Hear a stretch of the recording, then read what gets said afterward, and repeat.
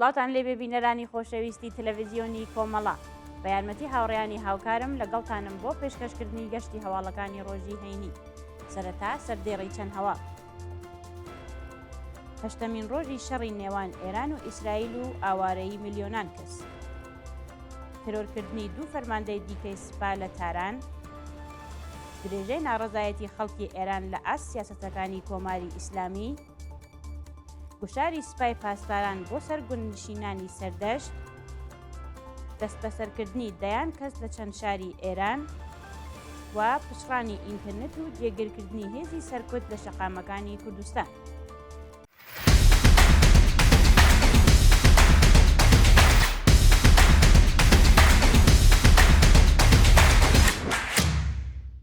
هەشتەمین ڕۆژی شەڕی نێوان ئێران و ئیسرائیل و ئاوارەیی ملیۆنان کەس. بەیانی هەینی سی جۆزەردان ئەرتەشی ئیسرائیل هێرشێکی بەرینی کردە سەر تاران و چەند شاری دیکەی ئێران و بە پێ زانیاریەکان چەندین کەس کوژرا و بریندار بوون. هاوکات شەپۆلی ئاوارەبوونی خەڵکی تاران بۆ شارەکانی دیکە درێژەی هەیە و خەڵک بۆ دابینکردنی پێداویستی تووشی کێشە بوون. بەپێ ئەو دیمەنانە لە تۆڕە کۆمەڵایەتیەکان بڵاوکراوەتەوە فڕۆکەکانی ئیسرائیل شوێنی حەقۆ حەشاردانی عەلی خامنەیی لە لەویزانی تاران کردووەتە ئامانج، بەڵام هیچ زانیاریەک لەسەر ڕێژەی زیانەکان لە بەردەستانیە. هاوکات چەند ناوچە لە تاران، ئیلام، کەرەج، مەریوان، خورڕەمئاباد، پاوە، کرماشان، قەزوین، تەورێز، ڕەشت، گورگان، ئیسفەهان، شیراز، ئەهەر، کاشان و ئەسەدئاباد بە چڕی بردومان کراوە. سەرچاوەکانی هەواڵباز لە کوژران و برینداربوونی چەندین هێزی سوپای پاسداران و ئەرتەش لە بوستان ئاباد و خورڕەمئاباد دەکەن. هەروەها باڵوێزخانەکانی سوئیس و ئوسترالیا داخراون و ناوچەی ئەتۆمی پارچین بە 40 موشک کراوەتە ئامانج. لە ناوچەی پیشەسازی ڕەشت 4 تەقینەوەی بەهێز ڕوویداوە و بنکەکانی سوپا لە شارەکانی مازندەران کراونەتە ئامانج.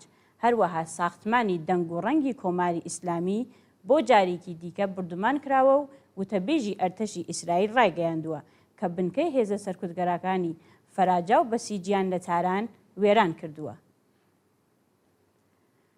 ترۆرکردنی دوو فەرماندەی دیکەی سوپا لە تاران. ڕۆژی پێنجشەمبە 29 جۆزەردان دوو فەرماندەی دیکەی سوپای پاسداران کە ناویان ئاشکرا نەکراوە لە شەقامی ئەلبورز و ناوەڕاستی تاران ترۆر کراون و بە وتەی میدیاکانی ئێران عەباس عێراقچی لە هەوڵێکی ترۆرکردن ڕزگاری بووە. بەپێی راپۆرتی هاوڵاتیان ئۆتۆمبیلی فەرماندەیەکی سوپا کە هێشتا ناسناوی ئاشکرا نەکراوە لە بەردەم فروشگای ئیتکا لە تاران کراوەتە ئامانج و ئاگرێکی بەهێز دروست بووە. هەروەها ماڵی فەرماندەیەکی دیکەی سوپا لە ناوەڕاستی تاران بە موشک کراوەتە ئامانج و سەرچاوەکانی هەواڵ باس لە کوژرانی چەند کەس دەکەن. شایانی باسە کە ڕێژەی قوربانیانی هێرشەکانی ئیسرائیل بۆ سەر کۆماری ئیسلامی بۆ 639 کەس بەرز بووەتەوە و 1968 کەس بریندار بوون. درێژەی ناڕەزایەتی خەڵکی ئێران لە ئاست سیاسەتەکانی کۆماری ئیسلامی. بەپێی ئەو دیمەنانەی لە تۆڕە کۆمەڵایەتیەکان بڵاوکراوەتەوە، ئازادی خوازانی تاران درێژەیان بە دروشنووسینی دژ بە کۆماری ئیسلامی داوە. ژنان و پیاوانی ئازادی خوازی ئێران دیوارەکانی تارانیان بە دروشمی بۆ ئازادی ئێران ئەبێ خامنەی و ڕژیمەکەی لە گۆڕبنێنیان نەخشاندووە و داوایان لە خەڵک کردووە بە هەبوون لەسەر شەقامەکان کۆتایی بۆ ڕژیمە جەنایەتکارە بێن و ڕێگە نەدەن ئێران لەوە زیاتر وێران بێت. گوشاری سوپای پاسداران بۆ سەرگونشینانی سەردەشت.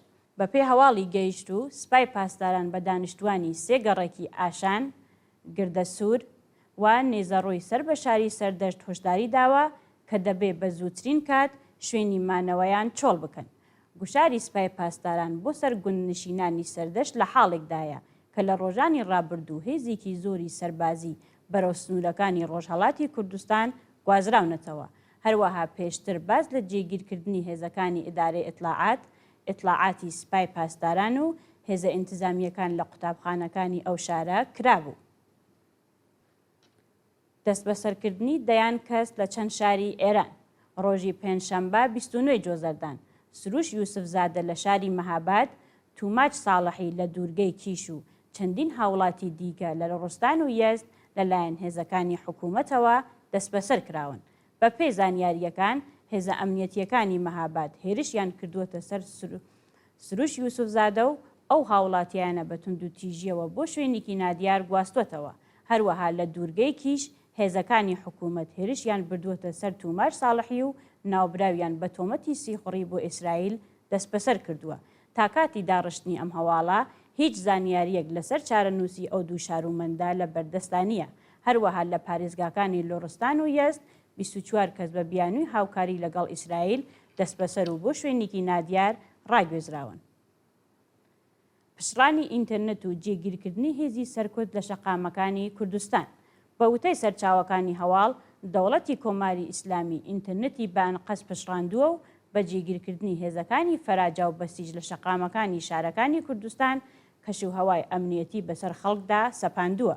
بە پێی زانیاریەکان، هێزە سەرکوتگەرەکانی ڕژیم لەسەر شەقام و مەیدانەکاندا جێگیر کراون و ئۆتۆمبیلی خەڵک دەپشکنن.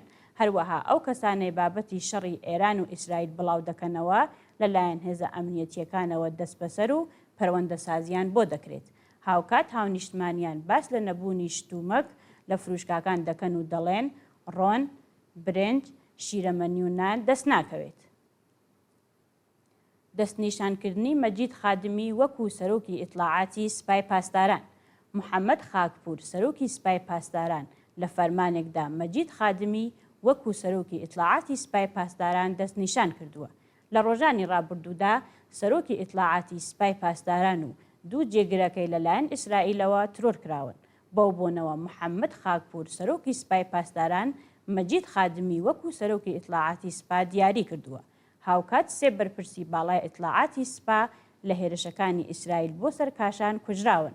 لە لۆڕستان 4 ئەفسەری ئەرتەش لە هێرشەکانی ئیسرائیلدا گیانیان لەدەستاوە و میدیاکانی ئیسرائیل ڕایان گەیاندووە کە 30 فەرماندەی فەیلەقی قودسیان لە ناوچەیەکی شاخاوی کردووەتە ئامانج و هەموویان کوژراون.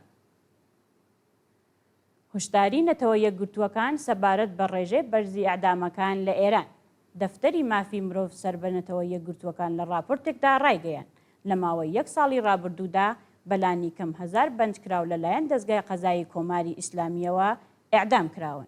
لە ساڵی 2024 زاینیدا 975 کەس لەلایەن کۆماری ئیسلامیەوە لە سێدارە دراون و ئاماری ئیعدام کراوان لە ساڵی 2025دا بە ڕێژەی 14% زیادی کردووە. نادا ناشیف جێگیری کۆمیسیری باڵای مافی مرۆڤینەتەوە یەکگرتووەکان سەبارەت بە هەڵکشانی ئاماری ئیعدام کراوان لە ئێران هشداری داوە و ڕایگەیاندووە کە شەڕی نێوان ئێران و ئیسرائیل دەرفەت بۆ لە سێدارەدانی نهێنی بەندکراوان دەڕەخسێنێت و کۆمەڵگای جیهانی نابێت ڕێگە بە کۆمەڵکوژی بەندکراوان لەلایەن ئەو ڕژیمەوە بدات. هەڕەشەی میلیشیاکانی سەر بە کۆماری ئیسلامی لە ئەمریکا و ئیسرائیل.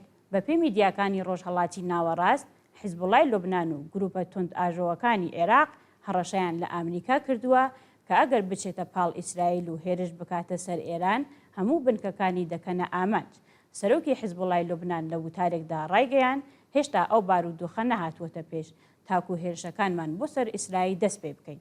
بەڵام ئەگەر ڕێبەری کۆماری ئیسلامی بکرێتە ئامانج یان دەسەڵاتی کۆماری ئیسلامی بکەوێتە مەترسیەوە بۆ هێرشکردنە سەر ئیسرائیل ئامادەین. هەروەها میلیشیاکانی سەر بە کۆماری ئیسلامی لە عێراق هەڕەشەیان لە ئەمریکا کردووە کە ئەگەر هێرش بکاتە سەر ئێران هەموو بنکەکانی ئەمریکا و ئیسرائیل و شارومەندەکانیان دەکەنە ئامانج. لە بەرامبەردا بەرپرسانی دەوڵەتی ئیسرائیل ڕایان گەیاندووە کە ئەگەر میلیشیاکانی سەر بە ڕژیم هێرش بکەنە سەریان بە تونترین شێوە وەڵامیان ئەدەنەوە. دوایین هەواڵمان سەبارەتە بە چڕکردنەوەی چاودێریەکان لە سنووری نێوان ئێران و تورکیا. بەرپرسانی دەوڵەتی تورکیا بە میدیاکانیان ڕاگەیان ئاستی چاودێریان لە سنوورەکانیان لەگەڵ ئێران چڕتر کردووە و ئامادەکاری بۆ هەر ئەگەرێکی نەخوازراو دەکەن. بەرپرسانی دەوڵەتی تورکیا دەڵێن سیستەمەکانی بەرگری ئاسمانیان لە سنوورەکانیان لەگەڵ ئێران جێگیر کردووە و ئەگەر شەڕەکە پەرە بستێنێت ئامادەن ڕوبەڕووی شەپۆلی کۆچبەرانی ئێرانی ببنەوە. هەرچەند هێشتا هیچ شەپۆلێک لە پەنابەرانی ئێرانی بەهۆی هێرشەکانی ئیسرائیل ڕۆیان لە سنوورەکانی ئەو وڵاتە نەکردووە، بەڵام ئامادەن سنوورەکانیان بپارێزن و ڕێگە لە چوونە ژوورەوەی ئاوارەکانی شەڕی نێوان ئێران و ئیسرائیل بۆ نێو وڵاتەکەیان بگرن. بینەرانی خۆشەویست، هەواڵەکانتان پێشکەش کرا. هەر شاد بژی.